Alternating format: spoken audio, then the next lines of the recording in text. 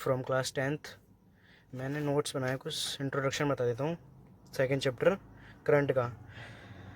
Polynomials को 3 भागों में बांटा गया, linear polynomial, quadric polynomial, cubic polynomial.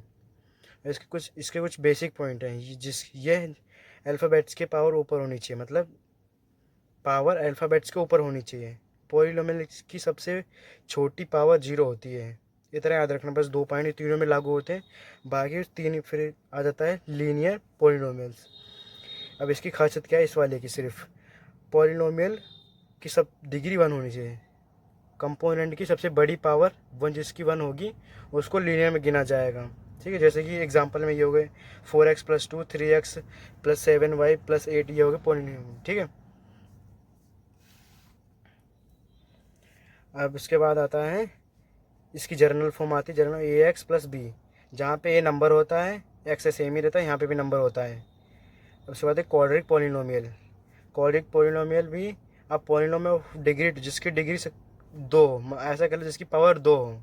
ठीक है, वही इसको क्वाड्रिक पॉलिनोमियल। एग्जाम्पल ये हो गया इसका 3x+7, 7x² + 18। उसके बाद आता है क्यूबिक पॉलिनोमियल। क्यूबिक पॉलिनोमियल की सबसे बड़ी पावर 3 होती है।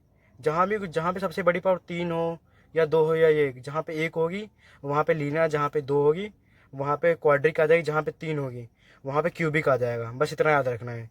ठीक है, जहाँ पे याद रखना है ए कभी भी 0 नहीं होगा। जैसे कि हम यहाँ पे इसकी जर्नल फॉर्म दे रखे हैं, यहाँ पे अगर 0 लिखा है ना तो गलत हो जाएगा, ये क्वेश्चन ही नहीं बनेगा। ठीक है, क्यूबिक में आता है जिसकी सबसे बड़ी पावर 3 हो। एग्जाम्पल ये हो गए, इसकी जर्नल फॉर्म है x³ + bx² + cx + d, इसकी जर्नल फॉर्म है, ये याद होनी चाहिए। अगर तुमसे पूछता है कि हमें 0 बताना है ग्राफिकल रिप्रेजेंटिंग में, तो मैं इसमें कॉपी में बता दूँ। मान लो तो ये ग्राफ बना लिया, ठीक है, एक्स एक्सिस वाई एक्सिस। अब बताता है इसका 0 ग्राफ करके दर्शाना है इसमें।